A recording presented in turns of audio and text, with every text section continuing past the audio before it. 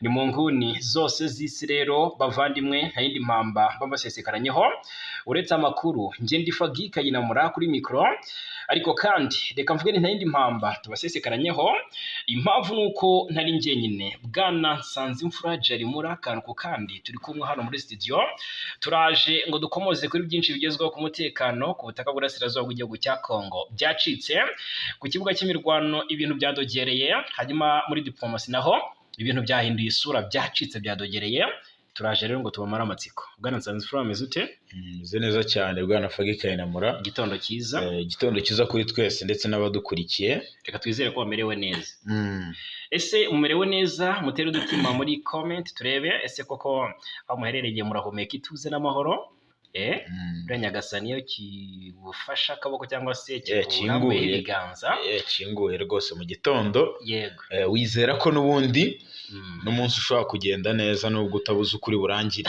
yego hanyuma natamerewe neza reka tubifurize gukomera kuko ntabwo iminsi isa uyu munsi n'ejo ntabwo ari iminsi ntabwo ari iminsi ifite isura imwe ejo bishobora gutuma useka rwose hanyuma rero reka turebe Amerika yabizambije noneho ibi ni nko gushinja u Rwanda si nko gushinja u Rwanda se cyane Amerika iti kugira ngo amasezerano y'amahoro ubwo twari tuteze ko uku kwezi kwa Kamena kuza gusigasinywe amasezerano rwose y'amahoro hagati y'u Rwanda na Repubulika ya Demokarasi ya Kongo ya Washington DC none Amerika yavuze ngo kugira ngo ibintu bigerweho cyangwa se bikunde birasaba ko urumva ngo birasaba ko u Rwanda rukura ingabo zarwo mu burasirazuba bwa Repubulika ya Demokarasi ya Kongo yego Amerika irashaka ko ingabo z'u Rwanda ziva muri Kongo mbere yo gusinya amasezerano turaje turebera hamwe ibyo batangaje bwana Nsanzimfura Jarimura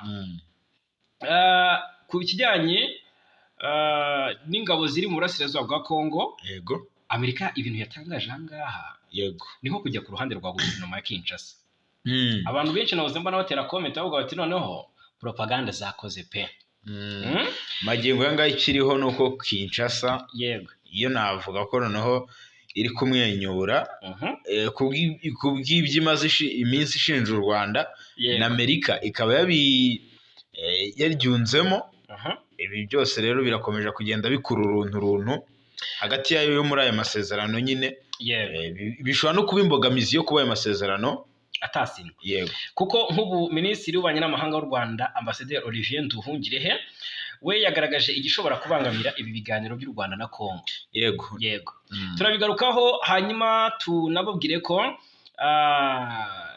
ibiri urugomero rwa Rusizi ya gatatu ruri mu mutima w'ibiganiro Amerika iri guhurizamo u Rwanda na Repubulika ya Demokarasi ya Kongo hari ibiri gupangwa cyangwa se kuganirwaho hanyuma rero turababwiraho tunababwire ko umubare w'abarwanyi ba FDLR basigaye ba mu Burundi mu mboni za RDF ese ni bangahe mu Burundi gusa no mu burasirazuba bwa Kongo bigaragara ko bagihari kandi FDLR ifite n'ububasha bwo guhungabanya umutekano w'igihugu bihabanye n'ibyo Kinshasa yari amaze iminsi itangaza ivuga ko ari abantu bari aho ngo bintica nikize ngo badafite icyo batwaye rwose ejo bundi RDSTC uyu mushakashatsi akaba mu by'ukuri impirimbanyi yagize atya anyarukira mu burasirazuba bwa Kongo ejo bundi yatangaje byinshi ku mutwe wa FDLR Kinshasa ikomeje guha uburyamo bushyushye hanyuma reka turebera hamwe byinshi biri kugenda bigaruka ku kibuga cy'imirwano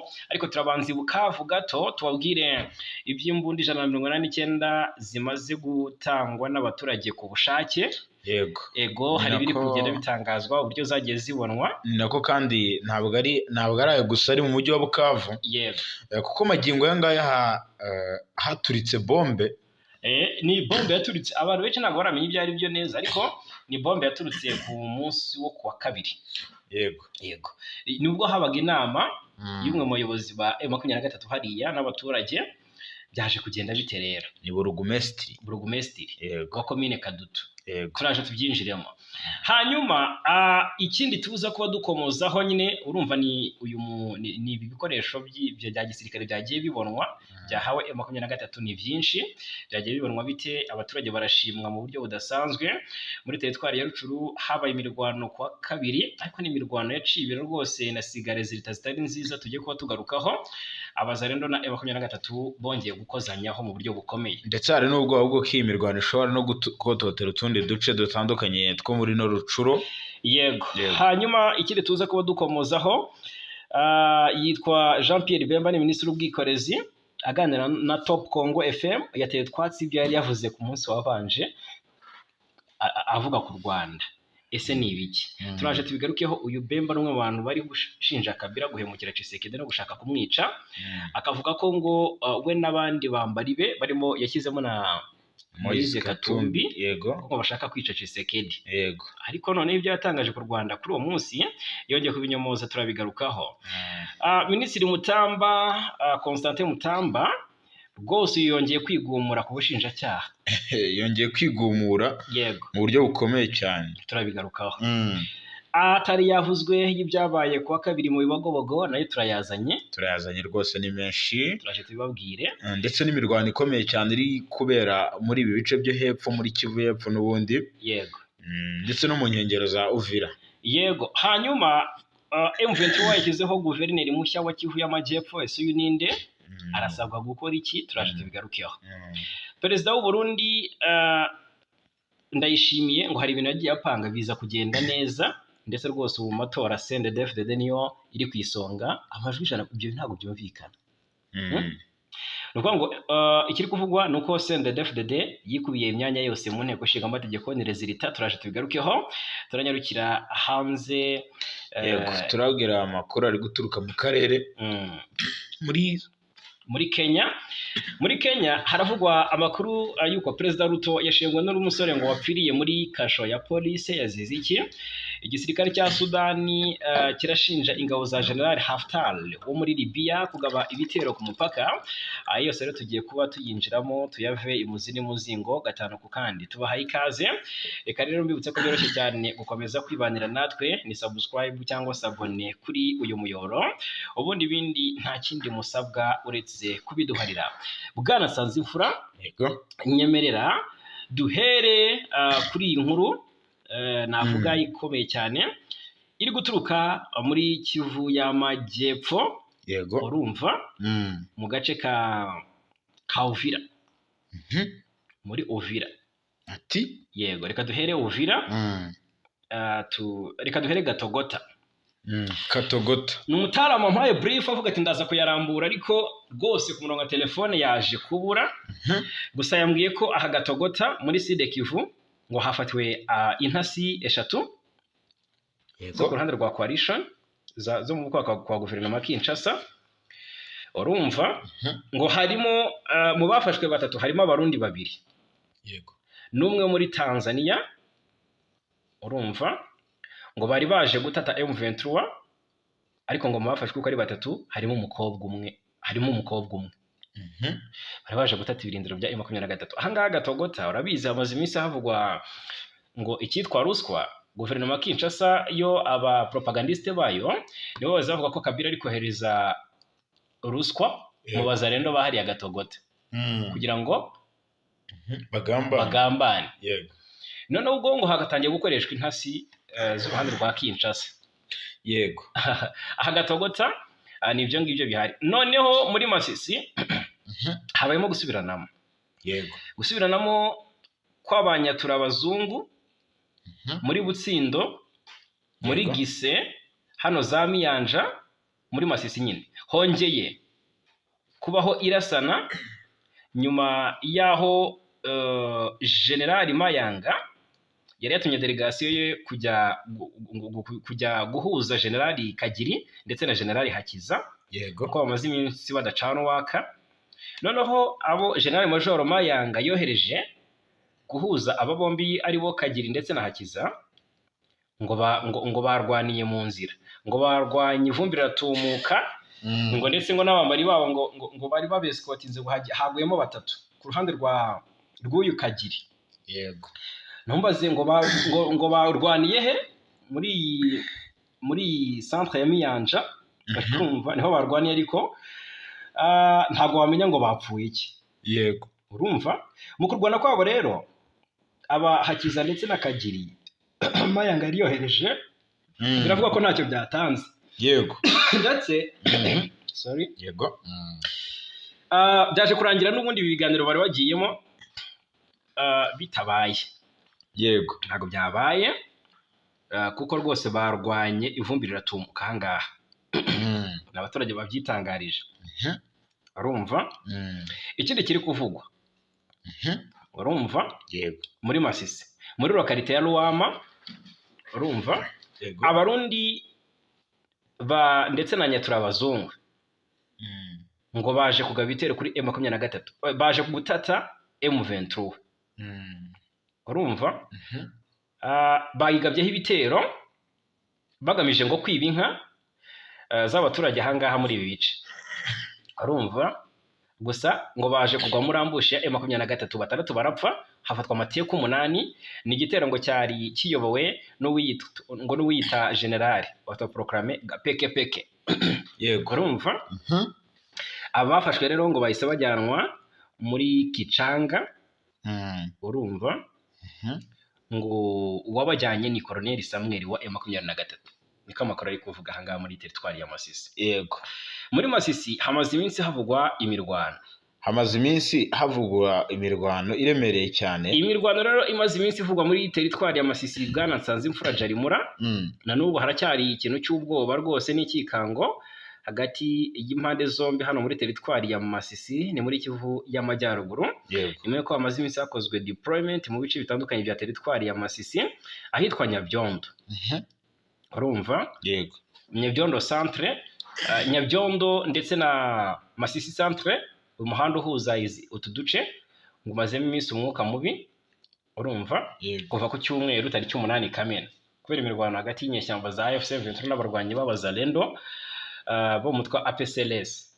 Bamaze iminsi barwana na n'ubu ntabwo ituze rihari kabisa, nta tuze rihari. Twahoze tugerageza guhamagara abariyo wari waduhaye mu by'ukuri amakuru mu buryo buvunaguye ngo turamburire kuko yari tayari twamuze ku murongo wa telefone, ariko ubwo masaha ari imbere turaza kuba twamenye byinshi. Noneho amakuru yabanje kutusogongeza tubwiye ko mu bice bitandukanye byo muri uyu muhanda nyine Nyabyondo ujya Masisi centre n'inyeshyamba za M23 ngo nizo zari zatangije igitero ku birindiro bya Wazalendo kuva ku cyumweru. Biri ku musozi witwa ngo ni Kikonda, ahantu ngo hari strategique cyane hafi y'umudugudu wa Bukombo. Gusa Wazalendo ngo bashoboye gusubiza inyuma icyo gitero cya M23 umudugudu wa Bukombo uri hagati ya Nyabyondo na Masisi centre, bituma imihanda ihuza imijyi yombi ihungabana. Ubwo rero nahangaha i Masisi ni ibi biri kuvugwa. Muri teritwari ya Warikare naho hari amakuru ari kugenda turukayo. Urumva? Yego y'imirwano. Naho hari na map desanga ndi kubahereza ubundi. Urumva? Muri Warikare naho haravugwa urugamba. Haravuga urugamba. Urumva? Mbona rumaze iminsi kabisa. Yego. Talamu rwose yavuze ambwira ko hari urugamba ariko amakuru noneho yibanze ambwira. Urumva? Yavuze ko ngo mu gihe umwaka w'amashuri wa 2024-2025 uri kugana ku musozo, amashuri atandatu akorera mu itsinda rya Kisimba muri groupement ya Kisimba ni muri Warikare muri Kivu y'Amajyaruguru ngo yafunze imiryango kuva mu ntangiriro z'iki cyumweru ngo kubera ibikorwa by'inyeshyamba za M23. Rero amakuru aturuka ku bayobozi b'inzego z'imidugudu avuga ko ngo ayo mashuri ari ayakurikira: EP Kailenge, BC, EP Mikolo, EP Kisimba, EP Ngomito, Institute Nyamikuru ndetse na Institute Ngomito. Ababyeyi, abanyeshuri n'abarimu bamwe ngo bahisemo guhungira kubera ikibazo cy'umutekano muke muri ahangaha muri iyi groupement ya Kisimba. Urumva? Ngo bahungiye mu mashyamba. Ubu ngo ntago bari kwiga. izi ni ingaruka z'intambara hano muri teritwari ya Walikale ni muri Kivu y'Amajyaruguru, ndetse mu bice bya centre Walikale haracyari ubugizi bwa nabi bwo gukorwa n'abazalendo, yego, ndetse bishobora kuza kurangira rwose M23 itangije operation yo gusubira muri uyu mujyi wa Walikale. Urabizi ko ibiganiro Doha ntacyo byakubise igihwereye.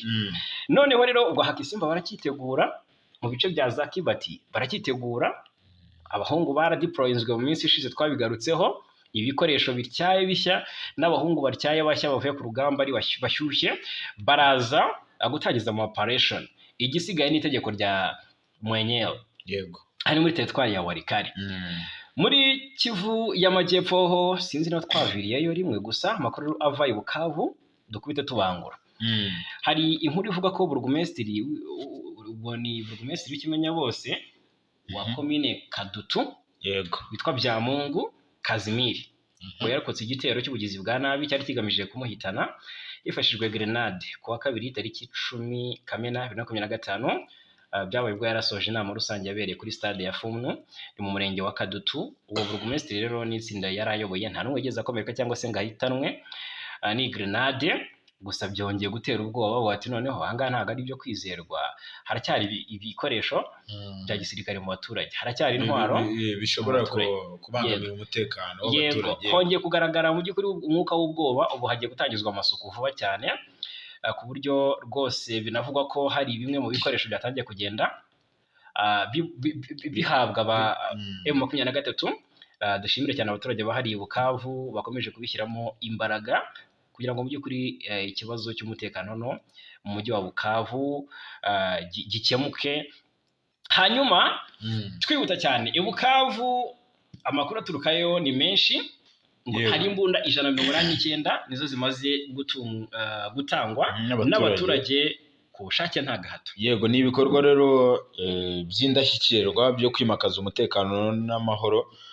Abaturage rero bo muri aka gace ka Nderendere muri komine ya Ibanda mu mujyi wa Bukavu, ngo si Ndendere, ni Ndendere, bamaze rero gushyikiriza ku bushake intwaro 189 uyu mutwe wa M23 muri uyu mwaka wa 2025 kuva muri Gashyantare, kuva uyu mujyi wafatwa.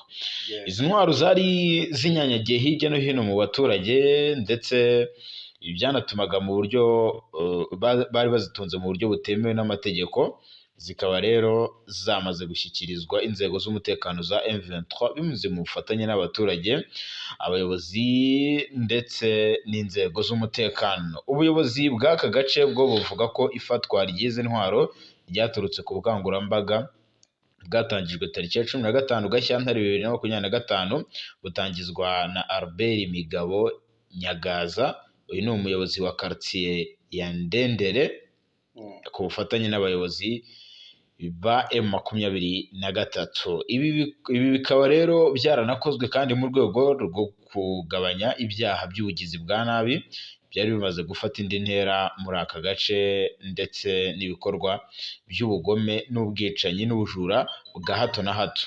Uyu Albert Nyagaza yagize ati twifashishije inama n'ubukangurambaga twakoze uko dushoboye kugira ngo tugaragarize abaturage ko dushaka gusubiza ibintu ku murongo. Abaturage nabo barabyumva ndetse bashyikiriza intwaro zari zinyanyagiye mu baturage umutwe wa M23.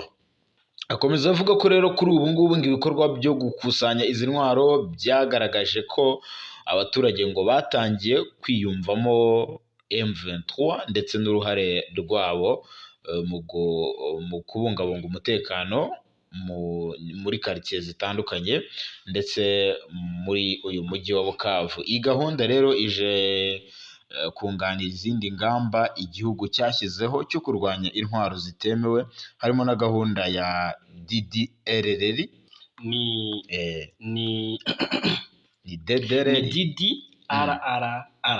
DDRR gusa ni DDRR ubwo ni mu magambo ahinnye ni DDRR cyangwa se demobilisation, désarmement, réinsertion, rapatriement, l'intégration.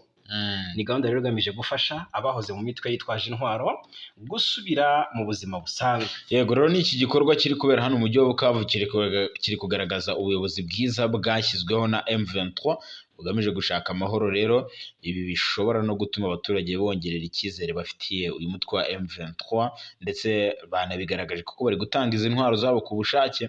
Ibi bigaragaza icyizere bafitiye inzego zibayobora za M23. Ubuyobozi rero bw'aka gace ka Ndendere burashimira abaturage ubwitange bafite ndetse n'inzego z'ibanze, banasaba kandi abandi baturage bagifite intwaro zitemewe ko bakwibwiriza bakazishyikiriza ubuyobozi batikanga, ahubwo bagaharanira amahoro n'ituze muri uyu mujyi wa Bukavu. Si ibi gusa biri kuvugwa hano muri Kivu y'Amajyepfo, kuko M23 yamaze no gushyiraho guverineri mushya w'intara ya Kivu y'Amajyepfo. Sinzi niba yizeye ko ino teritwari yaba yamaze kuyifata, kuko haracyarimo ibice bitaravamo kandi bicyumvikanamo imirwano, ariko M23 ibyo byose ntabwo navuga ko itabirebyeho, yahise ishyiraho guverineri w'intara Kivu y'Amajyepfo. Nk'uko rero byatangajwe ku munsi w'ejo tariki ya 11 Kamena 2025 nibwo M23 yatangaje ko yashyizeho guverineri w'intara ya Kivu y'Amajyepfo. Rero magingo aya ngaya AFC M23 yamaze kumushyiraho muri ibi bice. Uwitwa Busu Bwangwi Nshombo Patrick, yitwa ngo ni Busu Bwangwi Nshombo Patrick, niwe guverineri mushya w'intara Kivu y'Amajyepfo ku ruhande rwa M23. Yego, AFC M23 yamuhaye ziriya nshingano biciye mu itangazo ryashyizweho umukono n'umuhuzabikorwa wayo Colonel Nanga Yobeluwo kabisi, udashyizeho Yobeluwo wabyibagiwe cyane. Busu Bwangwi Nshombo Patrick, Busu Bwangwi bisobanura iki kwe? Mutubwire muri comment nyabone. Ko amazina nyine reka tubwe Nshombo Patrick. Uyu wagizwe guverineri wa Kivu y'Amajyepfo na M23 asanzwe azwi cyane muri iyi ntara, ndetse mu mwaka ushize wa 2024 ari mu bari bahataniye gusimbura Theo Ngwabije wahoze ari guverineri w'iyi ntara. Bwana Nsanzimfura icyo gihe yabaye wa gatanu mu matora, yanasize witwa Jean-Jacques Perusi wahunze Bukavu yerekeza hariya Uvira. M23 akimara gufata uyu mujyi niwe watorewe kuyobora iriya ntara. Ubwo byari ku ruhande rwa guverinoma nyine. Uyu Busu Bwangu nawe yari mu bahataniye umwanya wo kuyobora Kivu y'Amajyepfo ku bwa guverinoma. Noneho rero Busu Bwangu Patrick yasimbuye ku nshingano zo kuba guverineri wa Kivu y'Amajyaruguru Birato Rwihimba y'Amajyepfo murambarira, witwaga Birato Rwihimba Emmanuel uherutse kugirwa umuyobozi w'ibiro bishinzwe uburezi ndetse no guteza imbere ubucuruzi n'ishoramari. Ubwo rero no kubaka inzego M23 irakomeje tayari kizaho guverineri, ariko iri zina riraza kutugora. Ni Busu Bwangu Nshombo Patrick. Yego, Busu Bwangu Nshombo Patrick byamaze kuba byemezwa na Colonel Nanga, coordinateur wa Alliance Fleuve Congo 2023. Igikorwa cyiza cyane cyo kuzuza inzego. Umaginga Kivu y'Epfo ifite guverineri. Ikindi kiri kugarukwaho rero ni imirwano karundura karahabutaka imaze iminsi hariya muri Rucuro. Coalition bamaze iminsi barasana na Alliance Fleuve Congo M23 ndetse na twirwaneho mu bice bya teritwari ya Rucuro muri Kivu y'Amajyaruguru. Kuwa mbere bararwanye Bwana Nsanzimfura, barasenera hano muri centre ya Nyamirima, byari tariki 10 Kamena. Bararwana koko muri metero nka 40 uvuye Kiwanja muri groupement ya Binza ahitwa Nyamirima. Humvikanye urusaku rw'imbunda ziremereye ndetse n'into, ariko nirwo rwiriwe byanateye ubwoba bwinshi abaturage bahariya. Nabonye baranahunze cyane. Benshi barahunze. Ubwo rero bamwe bahugiye bahungira hese, hari ubuhungiro buhari ni mu bihuru. Bahungiye mu bihuru, abandi bahungira mu bindi bice bitekanye bituriye aho ngaho haberaga imirwano. Ubwo abazi muri biriya bice batubwira ibice bikikije Nyamirima bishaka gutuma rwose mu gihe Nyamirima yatsemo umuriro bahunga. Ni hehe wahungira mu gihe Nyamirima bitoroshye? Ubwo abahazi muri Rucuro batubwire. Amakuru rero avuga ko habaye imirwano ikomeye, ariko ngo yamaze umwanya mutoya. Urumva? Ahubwo biraba ko bamwe ngo yamaze umwanya muto, abandi ngo yamaze umwanya umunsi wose. Gusa abaturage benshi nyine bayiguyemo, harimo n'umwana w'umukobwa isasu ryamufatiye mu rugo iwabo, ryamusanze mu rugo iwabo, rimwahuranya ako kanya, ntabwo ahise apfa, ahubwo bamujyanye kwa muganga ahita hasiga ubuzima. Amakuru ava kwa muganga rero aremeza ko rwose uyu mwana yamaze gupfa, n'umwana uri mu kigero cy'imyaka 13, kandi avuga ko iki gitero Wazalendo bagikoze bashaka kongera kwigarurira isanzwe ya Nyamirima, bambuwe mu mezi 2 ashize n'abarwanyi ba M23. Umwe mu batuye ibyo bice abivugaho rwose yavuze ko ngo hari mu masaha y'igitondo ubwo ngo babonaga FARDC, Wazalendo na FDLR binjiye bemye mu mujyi wa Nyamirima kandi waragenzurwaga na M23. Ngo bikurikirwa no guturika kw'intwaro nini n'intoya yegeje mu masaha y'igicamunsi. Noneho ibi bitero abarwanyi bagize ihuriro rya Alliance Fleuve Congo M23 babisubije inyuma, barabirukankana babageza mu ishyamba, ngo kugeza ubu umutuzo utangiye kugarukanaho. Umubare w'abaguye muri iyi ntambara wo ntabwo uramenyekana. Imirwano yabereye muri groupement ya Binza yaje mu gihe imishyikirano hagati y'u Rwanda na Kongo ikomeje kuzamba rwose, cyangwa se kuzama gatatu urabizi. Yego. Nyuma y'uko u Rwanda rwikuye no mu muryango wa ECAS bitewe n'uko u Rwanda rushinja uyu muryango kuba igikoresho cya leta ya Kongo, urabizi. Yego, oza utubwira ibintu bya Masisi, utubwira Warikare, utubwira Rucuro, tuvuye Bukavu. Yego, no mu Bibogobogo hari imirwano. Mu Bibogobogo rero kana twinjireyo tubwire kabisa. Kuwa mbere habaye imirwano ndetse no kuwa noneho ikintu gitangaje hanga Bibogobogo ntabwo twese tumenye uko byarangiye, twumvishe ngo hiriwe imirwano ariko se twari kubigaruka tukavuga iki. Ikigaragara byaje kugenda bite rero, hari bitaravuzwe tumaze kuba tumenyeshwa. Ikigaragara ndabona ari teritwari zose urugamba rushobora kuba n'ubundi rugiye gukomerezamo. Ntabyo kuvuga ngo iyi ni teritwari yonyine irimo imirwano nk'uko byari bimeze mu minsi ishize. Ibi biganiro bishobora kuba bigiye kugira ingaruka zinakomeye cyane. Yego. Aha mu Bibogobogo rero hari ibintu tutagiye tugarukaho. Abarwanyi rero bo muri Wazalendo bazwi cyane mu bikorwa byo kwiba amatungo y'Abanyamulenge bo muri aka gace ka Bibogobogo bagiye kuhiba. Bahibye amahene, ariko umwe muri abo bazibye yahise afatwa. Ibi byabaye mu gitondo cyo kuwa 2 tariki ya 10 Kamena 2025 nibwo Abazalendo bagabye igitero gikaze ahitwa Sebasaza, aha ni mu Bibogobogo, banyaga ihene z'abaturage. Kubw'amahirwe make umwe muri bo arafatwa, ndetse bari banamaze no kwigamba iki gitero bari bagabye hano muri ibino bice. Magingo yanga rero amakuru aragaragaza ko humvikanye urusaku rw'imbunda zikaze. Amakuru aranavuga ko rero kuva mu rukerera rwo kuwa 2 amasasu yumvikanaga aho abarwanyi b'Abazalendo bari bamaze kunyaga ihene zaha kwa Sebasaza. Nta mubare wavuzwe w'ihene zanyazwe, ariko biravugwa ko mu zanyazwe harimo iz'abaturage babashije kugarura, ndetse kandi banafata n'umwe mu barwanyi b'Abazalendo bari bagabye icyo gitero. Amakuru akomeza avuga ko rero umwe mu barwanyi bafashwe yavuze ko ngo umukomando wari ubayoboye yitwa Shoreyingabo. Rero bizwi ko iki gitero kandi giheruka Abazalendo bagizemo uruhare, ngo banyazemo inka 10, haza kugaruka inka zigera kuri 2 bigizwemo uruhare n'abasirikare b'u Burundi. Twabigarutseho bakoranaga bya hafi n'ingabo za leta ya Kongo FARDC. Ni ibitero byari biyobowe n'uyu nguyu Shoreyingabo. Uyu Shoreyingabo cyangwa ni Shoreyingabo ni Shoreyingabo ni Shoreyingabo. Uyu mugabo rero azwiho cyane ubugizi bwa nabi. Avuka ku babyeyi babiri badahuje ubwoko, kuko kugeza ubu ngubu se umubyara ni umufurero, mu gihe nyina ari umunyamulenge. Hariya se wagendera ku ki? Ntago ubwo nyine ni umufurero nawe. Ubwoko numva ngo umuntu abukura kuri se. Ubwoko nge ntazi kumenya ngo ni ibiki. Yego, yagiye rero avugwaho ibikorwa nk'ibi, ndetse rimwe na rimwe bikanavugwa ko ngo atajya ahuza n'abandi barwanyi bo muri Wazalendo. Ni mu gihe rero abangaba bakomeje n'ubundi kugenda basubiranamo.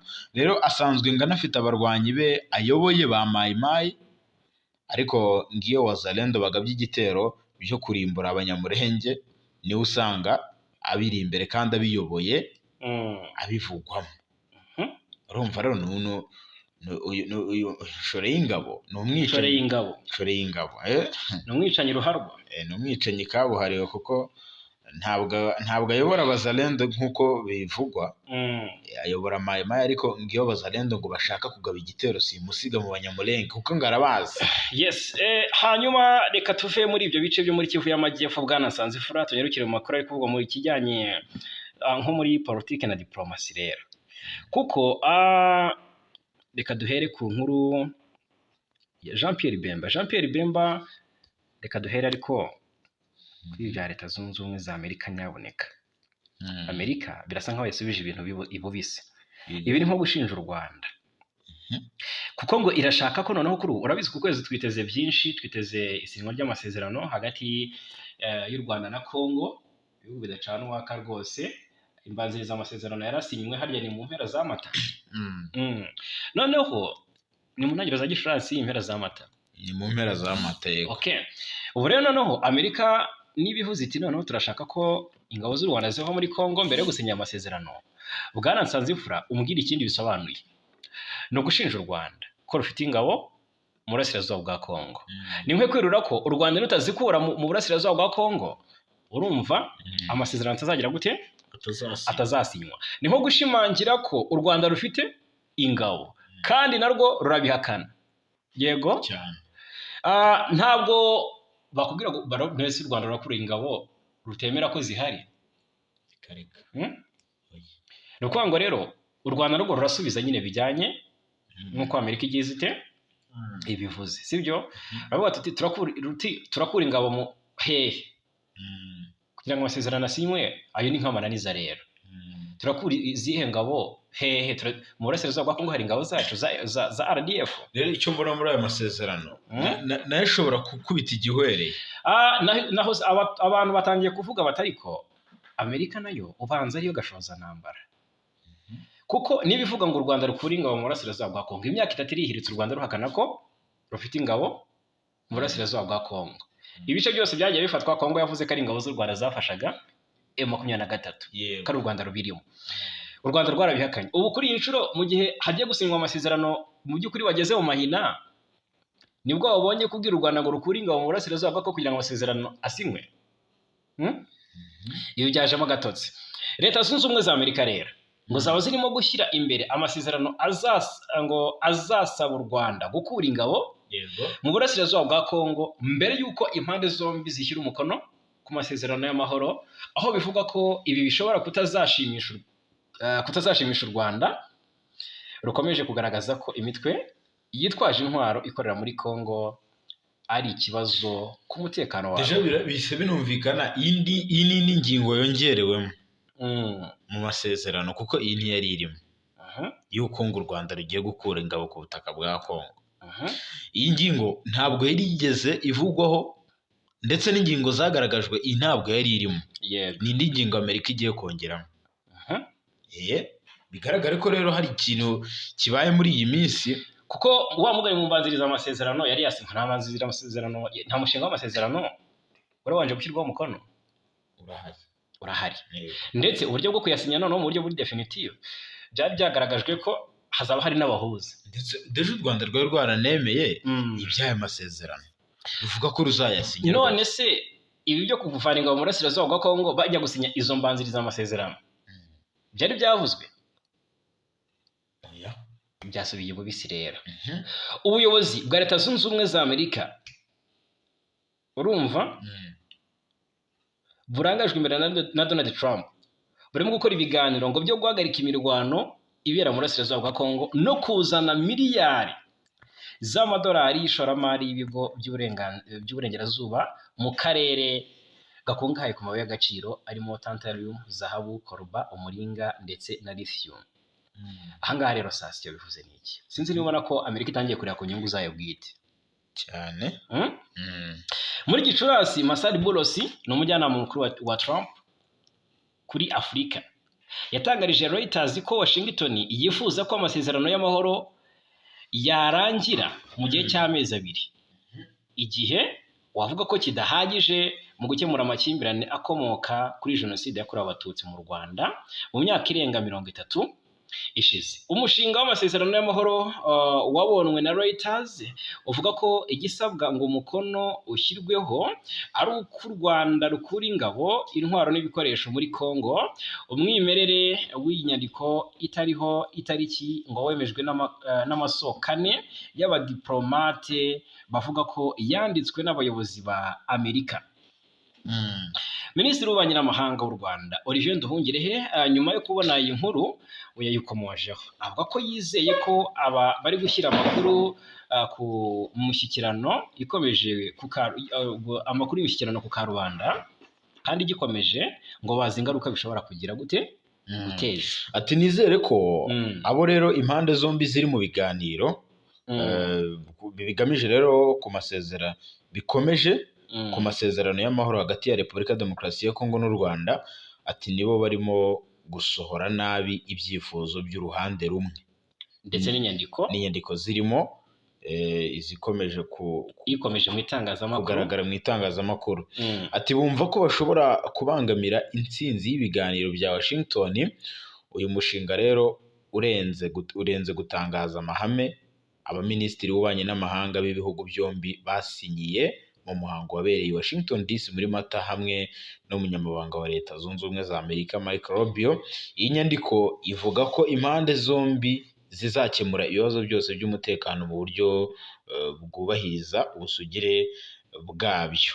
Nubwo rero u Rwanda rwakomeje guhakana ko rufite ingabo muri Repubulika ya Demokarasi ya Kongo, iyi nkuru ikomeza ivuga ko rwohereje abasirikare bari hagati y'ibihumbi 7 n'ibihumbi 12 mu burasirazuba bwa Kongo kugira ngo bashyigikire inyeshyamba za M23 nk'uko ngo abasesenguzi n'abadiplomate batangarije Reuters mu ntangiriro z'uyu mwaka, nyuma y'uko umutwe w'inyeshyamba wa M23 wigaruriye imijyi 2 minini mu kanya nk'ako guhumbya. Ni mu gihe rero raporo y'impuguke za Loni nyamara rero zo zagiye zivuga ko ngo u Rwanda rufite ingabo raporo nyinshi zagiye zigaragaza ko ngo u Rwanda ngo rufite byibuze ingabo ziri hagati y'ibihumbi 3 n'ibihumbi 4 muri Kongo, nubwo u Rwanda rutigeze rubyemera babihakanye.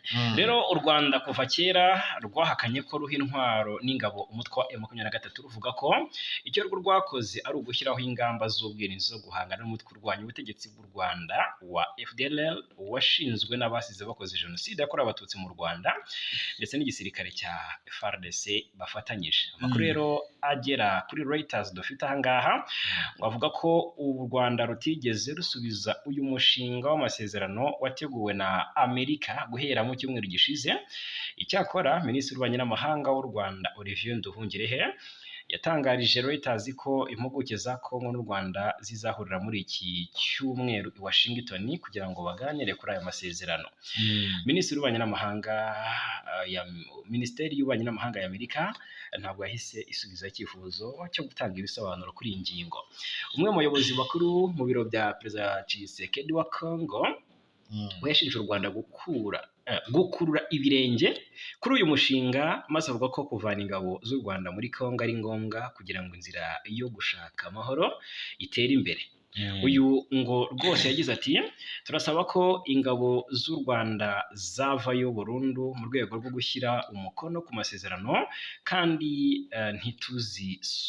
ntituzisubiraho. Yego, umushinga w'amasezerano wateguwe na Leta Zunze Ubumwe za Amerika urasaba kandi ko hashyirwaho gahunda ihuriweho y'umutekano bise Joint Security Coordination Mechanism. Ishobora rero kuba irimo n'u Rwanda n'abakozi b'indorerezi z'abasirikare b'abanyamahanga kugira ngo bakemure ibibazo by'umutekano, harimo no gukomeza gukemura ikibazo cy'inyeshyamba z'abanyarwanda nyine. Abasesenguzi bo bavuga ko umutwe ukunze kuvugwa cyane cyane ari uwa FDLR utagiteye ikibazo kinini ku Rwanda, nubwo guverinoma y'u Rwanda igendayo ikomeza ivuga ko ngo ari ikibazo gikomeye cyane. Nubwo abo bavuga gutyo, ariko umuvugizi w'igisirikare cy'u Rwanda RDF Brigadier General Rwivanga we hari uko yabivuze. Rwivanga we yabikomojeho rero, we yavuze ko ngo umutwe wa FDLR ufite abarwanyi bari hagati y'ibihumbi 7 ndetse n'ibihumbi 10, ariko bakomeza kwihisha mu baturage iyo babona basumbirijwe. yego Yagaragaje ko uyu mutwe wagiye ugaba ibitero byambukiranya imipaka ku butaka bw'u Rwanda, yanatanze urugero rw'ibitero byagabwe mu Kinigi n'ahandi muri Rubavu kuva mu mwaka wa 2022. kabiri Umushinga w'amasezerano uvuga kandi ko Kongo isabwa kwemera ko M23 igira uruhare mu biganiro by'igihugu ku buryo bungana n'indi mitwe yitwaje intwaro ikorera muri Kongo. Ibyo nanone Kinshasa ikaba itabyumva neza kuko ifata M23 nk'umutwe w'iterabwoba kandi ukoreshwa n'igihugu cy'u Rwanda. Urabyuka rero ko Kongo iri mu bindi biganiro bitaziguye na M23 ku masezerano ashobora no guhagarika imirwano, nubwo bisa nko ntacyo byatanze muri Qatar, wenda bazasubira ariko aka kanya bavuyeyo. Rero uyu M23 zarataye. Uyu mushinga w'amasezerano uvuga ko u Rwanda ruzafata ingamba zose zishoboka kugira ngo M23 ive mu bice iri kugenzura hakurikijwe amasezerano yanemerejwemo i Doha muri Qatar. Umwe rero mu bahawe amakuru yatubwiye ko kugeza ubu ngubu iki gikorwa kiri gukorwa, ndetse ngo mu cyumweru gishize Qatar yagejeje umushinga w'amasezerano ku ntumwa z'impande zombi zagombaga kubanza kuwigishwaho ndetse bakawugishwaho n'inama n'abayobozi bahagarariye nyine aya masezerano n'ibi biganiro biri kubera muri Qatar. Umwe mu bayobozi b'inyeshyamba utavuzwe amazina we yavuze ko nta kintu gifatika kiragerwaho kiganisha ku kurangiza aya masezerano ashobora no gutuma M23 itakaza ibice yigaruriye. Nubwo ibi bisa nk'ibidashoboka ukurikije byagiye bitangazwa n'abayobozi ba M23 barimo na Kone Nanga mu bihe bitandukanye, bavuga ko M23 ngo abanyekongo batakumva uburyo yava mu bice yafashe, harimo n'imijyi mikuru. Ibi rero n'ubundi bigakomeza kugenda bikururiye intambara iri kubera mu burasirazuba bwa Kongo nta herezo. Hanyuma ariko sinzi niba uri kubibona ibiganiro bya Amerika bya Washington biri guhuza u Rwanda na Kongo byagutse. Bashaka ko buri kantu kose bakaganiraho. Ruriya rugomero rwa Rusizi ya gatatu, urumva urugomero rw'amashanyarazi narwo riri mu bigomba kuba bigira gute mu bizigwaho urumva. Ni umushinga rero wo kubaka uru rugomero u Rwanda ruhuriyeho n'ibihugu bya Kongo ndetse n'u Burundi. Amerika nayo urumva uyu mushinga uri mu mutima w'igihugu cya Amerika, cyangwa se mu mutima w'ibiganiro. Amerika iri guhurizamo u Rwanda na Repubulika ya Demokarasi ya Kongo. Nubwo Burundi narwo bukoraho ariko bwo ntabwo bigira gute bibureba. Africa Intelligence yo ivuga ko uru rugomero ruri mu mutima w'ubwumvikane bwa politiki n'ubukungu Washington iri kugirana na Kinshasa mu rwego rwo gushyira iherezo ku ntambara imaze imyaka irenga 3 ibera muri Kivu. Iki gitangazamakuru kivuga ko kuva muri Gashyantare uyu mwaka no kuva ibiganiro by'u Rwanda na Kongo byatangira, Amerika yashyize ruriya rugomero mu ngamba zirema icyizere mu mpande ziri kuganira ngo kuko yizeye ko rushobora guteza imbere amahoro.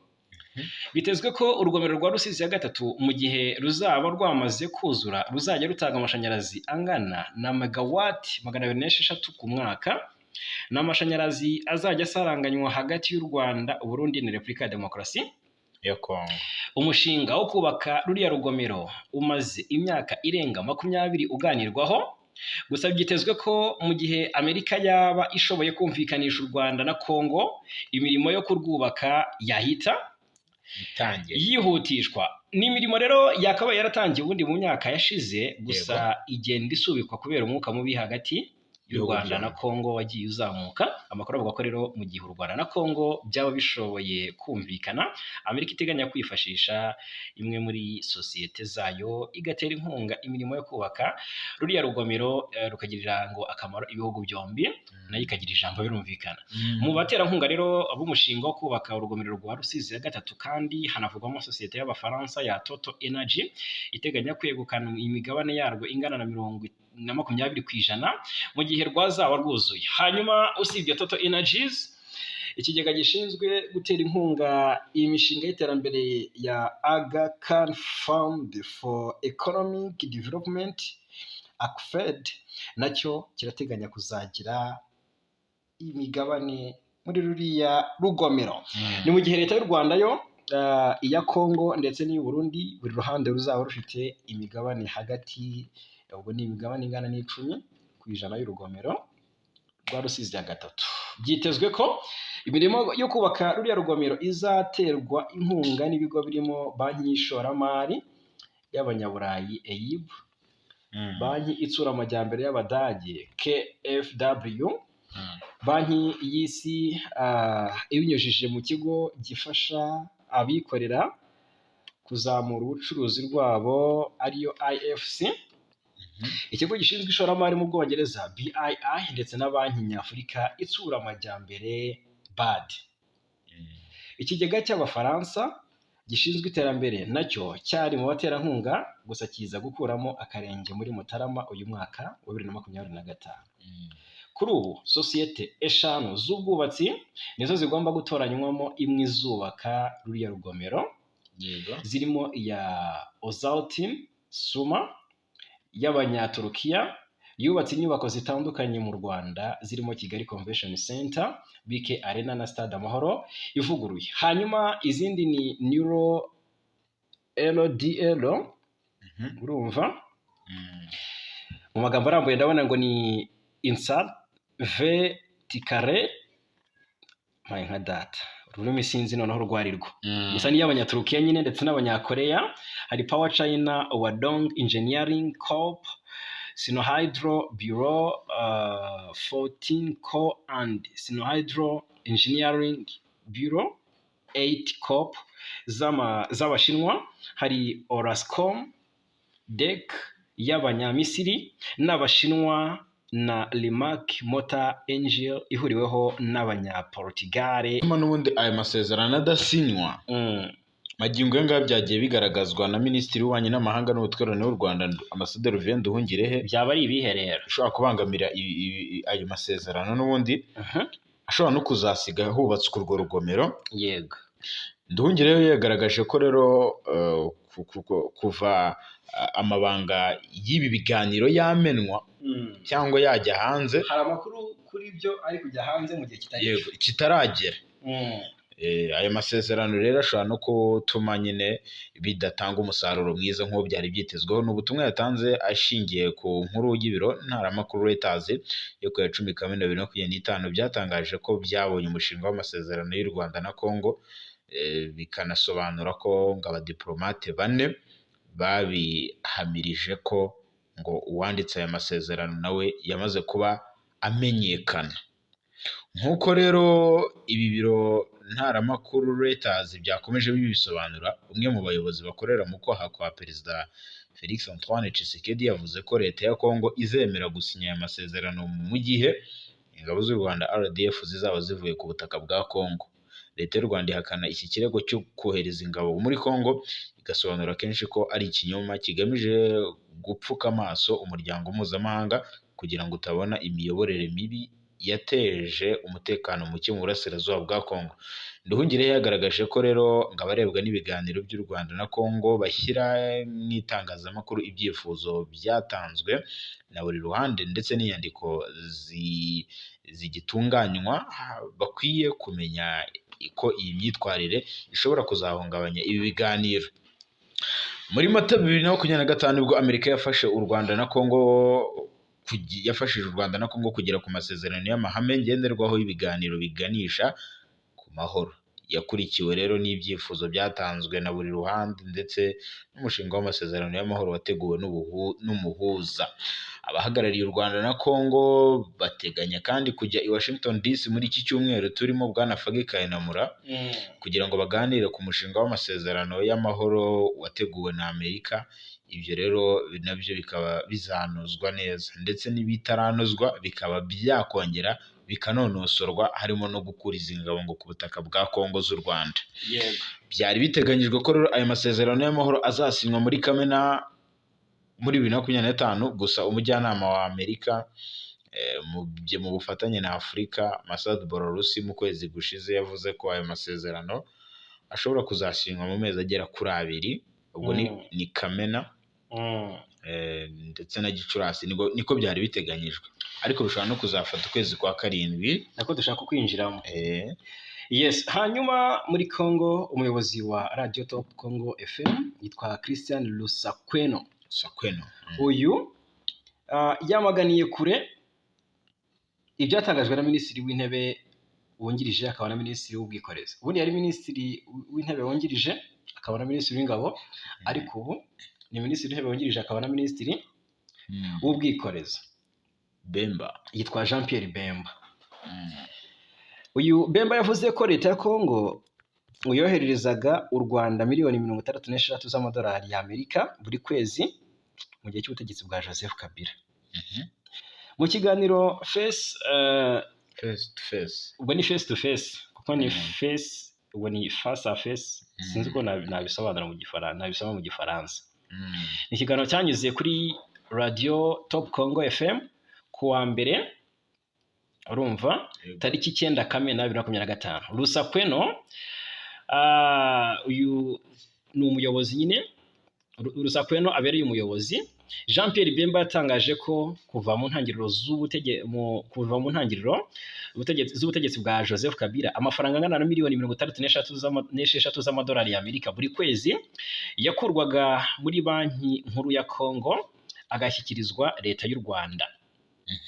Yavuze ko ibyo byakozwe binyuze mu masezerano yasinywe na Raymond Chibanda wahoze ari minisitiri w'ububanyi n'amahanga, kandi agamije kwinjiza mu buryo bwemewe ingabo z'u Rwanda muri Congo mu izina ry'ubufatanye bwa gisirikare ndetse no gutanga amafaranga nk'indishyi ku Rwanda mu gikorwa cy'ubufasha rwagize mu guhirika ubutegetsi bwa Mobutu Sese Seko, ibyo Bemba yise uburyo bwo kwishyura intambara. Muri icyo kiganiro Bemba yagize ati aya masezerano yasinywe kugira ngo haboneke uburyo bwo kwinjiza ingabo z'u Rwanda mu gihugu cyacu no kurufasha gusahura umutungo wacu. Buri kwezi banki nkuru ya Congo yoherezaga miliyoni 36 z'amadolari mu Rwanda. Ibyo byose rero byitwaga ko ari amafaranga y'ingoboka ku Rwanda ku ruhare rwagize mu guhirika ubutegetsi bwa Mobutu. Yego rero nk'uko Bemba nabonye yasobanuye ko ayo mafaranga angana na miliyoni 66 z'amadolari y'Amerika buri kwezi, bivuze ko ngo ayo mafaranga ashobora kuba angana na miliyoni 800 z'amadolari buri mwaka, ndetse akaba asaga miliyari 14 z'amadolari mu gihe cy'imyaka 18 yose y'ubutegetsi bwa Joseph Kabila Kabange yayoboye nyine iki gihugu cya Congo magingo aya. Rero mu kiganiro le debate cyo ku munsi w'ejo ni kuri tariki ya 10 ni la débat cyangwa se le débat, ubwo ni nka debating cyo ku munsi wo kwa kabiri tariki 10. Yego, umunyamakuru w'umwuga akaba n'umuyobozi wa Top Congo FM yahise atanga ibisobanuro binyuranye n'ibya Jean Pierre Bemba, we yahakanye iby'ayo mafaranga yaba yaroherejwe mu Rwanda ko ngari ukubeshya. Yego, ati nta bimenyetso bifatika bigaragara ko koko aya mafaranga ya Congo yaba yaroherejwe cyangwa ko u Rwanda rwayakiriye. Lusakweno rero yavuze ko yakoze iperereza rihagije, harimo no kubaza abahoze bayobora banki nkuru y'igihugu BCC mu bihe byavuzwe. Noneho ariko ngo avuga ko ngo nta n'umwe wigeze yemeza ibyatangajwe na Bemba. Ati rwose nabajije ba guverineri batandukanye ba BBC bo mu gihe cy'ubutegetsi ba BCC bo mu gihe cy'ubutegetsi bwa Kabila, ariko nta n'umwe wigeze yemeza ibyo Bemba avuga. Ati ntabwo bishoboka ko miliyoni 800 z'amadolari zari gusohoka buri mwaka mu gihugu gifite ingengo y'imari ingana na miliyari 3 gusa. Ati rero kuvana miliyoni 800 muri iyo ngengo y'imari ni ukwambura leta 1/4 cy'amafaranga yayo yose, kandi ntibishoboka. Lusakweno yakomeje avuga ko yagerageje no kuvugisha Bemba amwibutsa ko aya magambo ye amusaba gutanga ibimenyetso bifatika, ariko akamusubiza ko aya makuru ashingiye kuri konti z'ubugenzuzi bw'amafaranga cyangwa se compte de régulation ibintu Rusakweno avuga ko bigoye gusobanukirwa no gusesengura neza. Yego, uyu Rusakweno yanakomeje avuga ko rero ngo kuba izi mvugo za Jean Pierre Bemba zishobora kuba zishingiye ku mpamvu za politike, ngo ariko yashimangiye ko rero nk'umunyamakuru w'umwuga ibyo atabishingiraho, ahubwo uko ngo mu byo atangaza agomba gushingira ku bimenyetso bifatika. Muri iki kiganiro rero ibirego bya Minisitiri w'Intebe Jean Pierre Bemba akaba na Minisitiri w'Ubwikorezi byakurikiwe rero n'ibindi bishinja bamwe mu bayobozi bo mu rwego rwo hejuru barimo Joseph Kabila wahoze ari perezida wa Repubulika ya Demokarasi ya Kongo, Moise Katumbi Chapwe umunyapolitiki ukomeye, akaba yaranahoze rero ayobora intara ya Katanga, ndetse Moise Katumbi kabisa, ndetse n'abagize inama nabo mu bayobozi bagize inama y'Abepiskopi Gatolika muri Kongo Senko ngo bashatse guhungabanya umutekano w'igihugu ndetse no kwica Tshisekedi Antoine Chilombo. Twabigarutseho. Yes, hanyuma reka turebere hamwe noneho ibya Constantin Mutamba. Mutamba rwose ari gushinja, ari mu mazi abiri uyu nguyu byamushobeye. Minisitiri wa Justice Constantin Mutamba, uyu nguyu Firmin Muvonde uri kumugenza y'ibyaha. Mutamba amaze iminsi amwishongoye ariko aramubiza ibyuya pe. Aravuga ati niba munkurikiyeho miliyoni 19 z'amadolari, wowe ukaba utasobanura aho wakoreye amafaranga ko imishahara yawe irazwi, ni gute wabonye amafaranga yo kugura inzu ya miliyoni 900 hariya mu gihugu cy'Ububiligi y'ibihumbi 900 by'amadolari? Byarashoberanye. Uyu rero Constantin Mutamba Tungunga yongeye kwigumura ku mushinjacyaha mukuru w'urukiko rusesa imanza umukurikiranyeho icyaha cyo kunyereza miliyoni 19 z'amadolari mu mushinga wo kubaka gereza ya Kisangani mu ntara ya Chopo. Uyu mushinjacyaha Firmin Muvonde yamenyesheje inteko ishinga amategeko ko ubwo Minisitiri Mutamba yahatwaga ibibazo kuri iki cyaha nta kimenyetso yagaragaje cyatuma dosiye ye ihagarikwa, ahubwo ngo yatanze andi makuru asobanura birushijeho uko icyaha cyakozwe. Muvonde yaboneyeho gusaba inteko uburenganzira bwo kurega Minisitiri Mutamba mu rukiko rusesa imanza kugira ngo atangire kuburanishwa.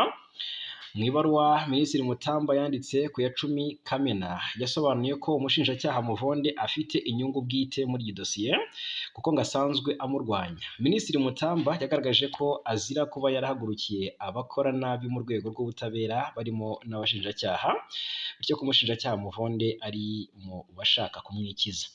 Uyu muyobozi yibukije ko mu mwaka ushize yari yategetse ko hakorwa iperereza ku nzu y'ibihumbi 900 y'amayero Muvonde yaguze mu Bubiligi, agaragaza ko uyu mushinjacyaha yitambitse iri perereza ategura umugambi wo kwihorera. Yego, tariki ya 26 Gicurasi nibwo Minisitiri Mutamba yibasiye bikomeye cyane umushinjacyaha Muvonde amumenyesha ko atazigera amutsinda kuko ngo imanza zabo ntizinganya imbaraga. Icyo gihe Minisitiri Mutamba wari kumwe n'abayobozi ba Minisiteri y'Ubutabera yatangaje ko umushinjacyaha Muvonde adafite ububasha bwo kumukurikirana kuko nawe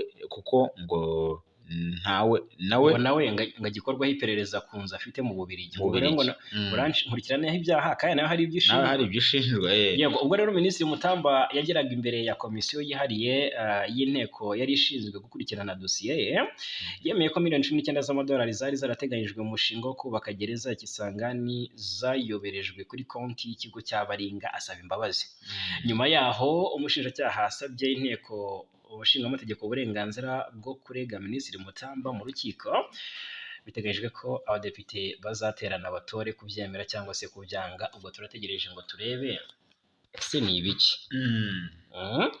Kinshasa rero ngo kwibisha intwaro bikomeje gufata indi ntera mu murwa mukuru w'intara w'igihugu cya Kongo.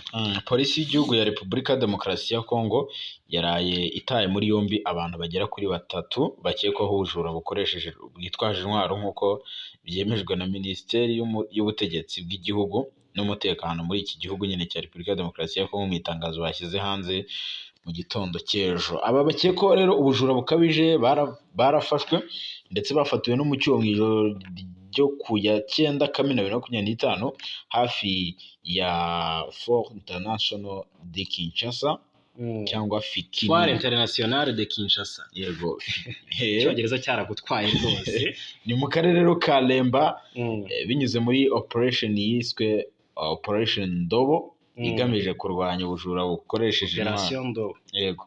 Ni operasiyo yashyizweho ku bufatanye n'inzego z'umutekano igamije guhashya ubujura bukomeje kwiyongera mu murwa mukuru Kinshasa mu rwego rwo kunganira ibikorwa bya polisi bigamije kugarura umutekano mu baturage batuye muri uyu mujyi wa Kinshasa. Muri iri tangazo Minisiteri y'Ubutegetsi bw'Igihugu n'Umutekano w'imbere mu gihugu rivuga ko rero ubugizi bwa nabi abakekwaho batangiye gutabwa muri yombi ndetse ngo bagiye gushyikirizwa ubutabera kuva icyo gihe kugira ngo bakorerweho iperereza. Amakuru avuga ko mu murwa mukuru Kinshasa hari kuvugwamo ubujura bukoresheje intwaro ndetse ngo bukomeje no kwiyongera mu bihe bitandukanye. Kuva mu byumweru 2 bishize ngo hari abantu bitwaje intwaro bateye amazu y'ubucuruzi bagamije kwambura amafaranga n'ibindi bintu bifite agaciro, basahura n'amaduka yabo ndetse babambura n'amamodoka yabo. Ubugizi bwa nabi bukaba bukomeje gufata indi ntera ndetse bukomeje no gutera impungenge zikomeye cyane abaturage bari mu murwa mukuru Kinshasa. Bakaba bari gusaba abayobozi gukora ibishoboka byose ku kwita ku umutekano wabo, hagati aho rero ngo bakarebera hamwe n'uburyo babihashya. Mu nama y'abaminisitiri iheruka muri iki gihugu nibwo Perezida Felix Antoine Tshisekedi yategetse ko minisiteri zose z'imbere mu gihugu harimo Minisiteri y'Ubutabera, y'Ubutegetsi bw'Igihugu ndetse n'iy'Ingabo n'Ubutabera gushyiraho ingamba zifatika mu guhashya ibi bikorwa by'ubugizi bwa nabi bikomeje guhungabanya ituze n'umutekano w'abaturage mu mujyi wa Kinshasa. Nubwo rero yatangaje ibi ngibi ariko bikomeje kugenda bigaragara hirya no hino mu murwa mukuru Kinshasa. I Bujumbura rero ishyaka CNDD-FDD riri ku butegetsi mu Burundi ryikubiye imyanya yose mu nteko ishinga amategeko. Ntabwo byari nyuma y'uko bitangajwe ko ryatsinze amatora y'abadepite ku kigero c'100%. Aho Mutarama yaravugaga ati ariko ibi ni imikino, abazatsinda baraza, amatora ntiyakira iwabo kuko ngo hapanzwe uburyo ikipe nka Real izajya ihura na za Gasogi. Ku ya 5 Kamena nibwo mu Burundi habaye amatora arimo ayabagize inteko ishinga amategeko n'iy'abayobozi b'amakomine. Ni amatora abayakurikiranye hafi bemeza ko atigeze abera mu mucyo kuko abaturage baherekezwaga mu tuzu tw'itora bagategekwa gutora ishyaka riri ku butegetsi. Amakuru kandi avuga ko hari naho abatora bageraga kuri site z'itora bagasanga bamaze gutorerwa n'imbonerakure. Bagasanga imbonerakure zawe bakoreye. Ishyaka CNL ritavuga rumwe n'ubutegetsi riri mu bahanganye cyangwa se riri mu bamaganye uko ari amatora yagenze ndetse risaba ko yaseswa. Icyakora komisiyo yigenga y'amatora mu Burundi nayo yitwa Seni yo yemeza ko ari amatora yagenze neza nubwo ivuga ko hari utunenge twagiye tuyagaragaramo. Rero ibyayavuyemo byatangajwe kuri wa 3 tariki 11 Kamena. Perezida wa Seni ariwe Prosper Ntahorwamiye byerekana ko CNDD-FDD yatsinze andi mashyaka bari bahatanye ku kigero c'100%. Ibi rero bivuze ko iri shyaka rimaze imyaka 20 riyobora Uburundi rigomba kwegukana imyanya yose yahatanirwaga mu nteko ishinga amategeko uko ari 100. Amatora yo mu Burundi yabaye hagendeye ku ntara nshya zigize iki gihugu nyuma yo kuva kuri 18 zigasigara ari 5. Ibi bivuze ko nko mu ntara ya Buhumuza CNDD-FDD igomba gutwara imyanya 16 yose yahatanirwaga. Uku ni nako rero bimeze mu zindi ntara aho nko mu mujyi wa Bujumbura ririya shyaka rigomba gutwara imyanya 23 kuri 23, mu ya Burunga rigatwara 17 kuri 17, mu ya Butanyerera rigatwara 23 kuri 23, naho mu ya Gitega rigatwara 21 kuri 21. Ubwo rero abadepite ba CNDD-FDD batowe biteganyijwe ko bagomba kwiyongeraho 3 bahagarariye abarundi bo mu bwoko bw'abatwa. Igisirikare cya Sudani rero yego kirashinja ingabo za Generali Haftar wo muri Libya kugaba ibitero ku mupaka.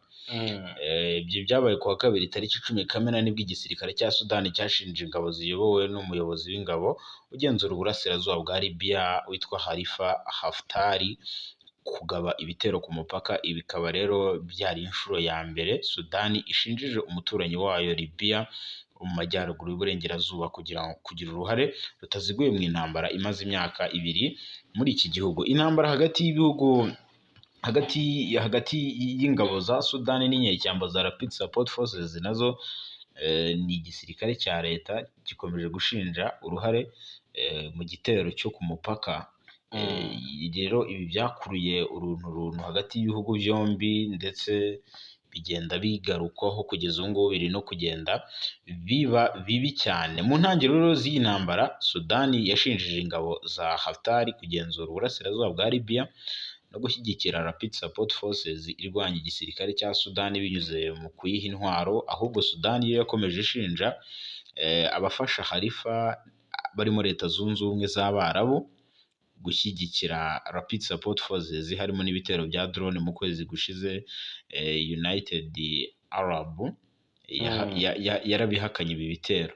Ingabo za Haftar zahakanye kandi kugira uruhare muri iki gitero kandi zigashinja ingabo zifatanije n'ingabo za Sudani kugaba igitero ku irondo ry'igisirikare mu gihe bakoraga inshingano zemewe kurinda igihugu muri rusange cyane cyane ku mupaka. Rero umuyobozi mukuru w'ingabo za Libya ni National Libya Army witwa General Haftar mu itangazo rye NLA yego yongeyeho ati ibi birego ni ugushaka kubijyana mu bibazo. Ati ibi birego birashaka kutujyana mu bibazo bya Sudani. Ati barashaka kutujyana mu manza n'intambara zo muri Sudani. Ati ibi ntabwo turi bubyemere. Rero mu itangazo ryashyizwe ahagaragara igisirikare cya Sudani cyavuze ko iki gitero cyagabwe muri Pandeshutu y'umupaka wa Libya nyine na Misiri na Sudani.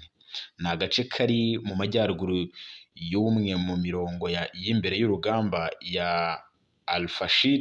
Ni umurwa mukuru wa Darfur mu majyaruguru ashyira uburengerazuba bwa Sudani. Mu itangazo ry'igisirikare cya Sudani ryakomeje rigira riti ati tuzarengera igihugu cyacu n'ubusugire bw'igihugu cyacu. Ati kandi tuzatsinda tutitaye ku kirego cy'ubugambanyi n'ubugizi bwa nabi bwatewe inkunga na Leta Zunze Ubumwe z'Abarabu n'inyeshyamba zo mu karere.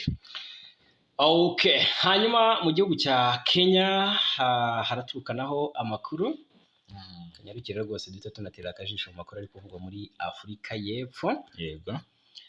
Muri Kenya rero ikiri kuvugwa ni iki? Perezida William Ruto wa Kenya yatangaje ko yashenguwe n'urupfu rw'umusore wari impirimbanyi y'uburenganzira bw'ikiremwamuntu Albert Ojwang wapfiriye muri kasho ya polisi azize gukubitwa. Ojwang yatawe muri yombi tariki 7 Kamena muri uyu mwaka ubwo polisi yamushinjaga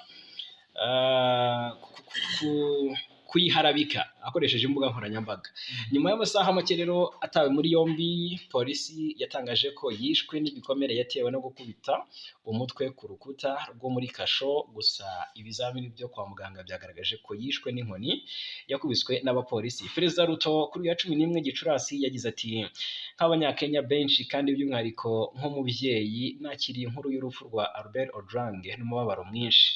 Uyu mukuru w'igihugu yagaragaje ko bidakwiriye ko abantu bapfira mu maboko ya polisi. Yibutsa abapolisi ko mu gihe bafunze umuntu baba bakwiye kubungabunga umutekano n'imibereho myiza ye. Ati ibyabereye mu maboko ya polisi ni ibintu bibabaje cyane kandi bidakwiye kwihanganirwa. Ndahamagarira polisi y'igihugu gukorana n'urwego rwigenga rucunga imikorere ya polisi IPOA no gufata ingamba zose zikenewe kugira ngo iperereza ku rupfu rwa Ojwang rikorwe byihuse ntirigire uruhande ribogamiraho. Umuyobozi w'urwego rw'ubugenzacyaha DCI Mohamed Amin yagaragaje ko umuyobozi wa sitasiyo ya polisi ya Nairobi uyu musore yapfiriyemo ari we wa mbere ukwiye gukurikiranwaho uruhare muri uru rupfu. Amin yagize ati Talam niwe muyobozi wa sosiyete ya polisi yo mu mujyi kandi urebye uko ibintu byose byagenze niwe wa mbere ukekwaho uruhare mu rupfu rwa Albert Ojwang. Ojwang yabanje gufungirwa muri sitasiyo ya polisi ya Homa Bay yoherezwa i Nairobi aho yafungiwe ahantu ha wenyine nk'uko Amin yakomeje abisobanura. Umuyobozi mukuru wa polisi ya Kenya Douglas Kanja Kirocha yatangaje ko hagomba kumenyekana impamvu nyamukuru yatumye Albert Ojwang afungirwa mu cyumba cya wenyine. Urupfu rwa Ojwang rwarakaje abanyakenya bajya mu myigaragambyo bamagana imikorere mibi ya polisi banasaba ko abamwishe bakurikiranwa. Wagira ngo urabona amafoto aha ngaha abantu bari mu myigaragambyo bati Albert Ojwang, bati justice for Albert Ojwang, bati stop killing us. Yego. Kabisa n'imyigaragambyo igamije kwamagana iki gikorwa. Yego, Afurika y'Epfo imodoka itwara abanyeshuri yatwawe n'umwuzure iburirwa irengero. Inzego zishinzwe ubutabazi muri Afurika y'Epfo zatangiye gushaka iyi modoka ndetse zanatangaje ko hari imodoka itwara abanyeshuri yatwawe n'umwuzure nyine wibasiye iki gihugu. Abanyeshuri bose baburirwa irengero uretse 3 batabawe bakiri bazima. Umuvugizi w'intara ya Eastern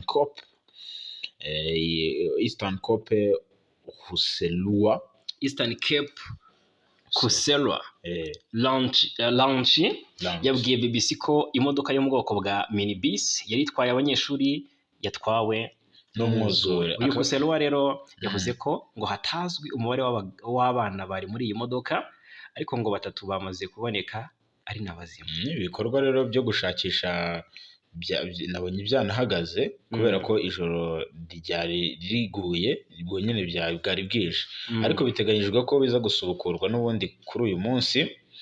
Mu bikorwa by'ubutabazi byakozwe kandi hanabonetse imirambo y'abantu 7 bishwe n'amazi y'umwuzure wibasiye aka karere ka Ortombo muri iyi ntara.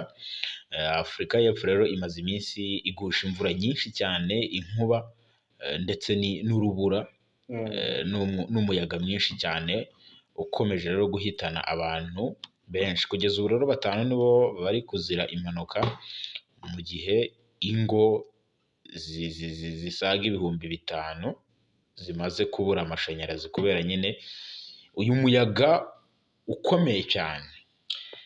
Ngayo nguko, reka tubashimire cyane. Ngushimire cyane bwana Nsanzimfura Jarimura. Ngushimire cyane bwana Fagi Kayinamura. Dushimire cyane abakunzi bacu, amakuru n'ibiganiro byo nakagaruka.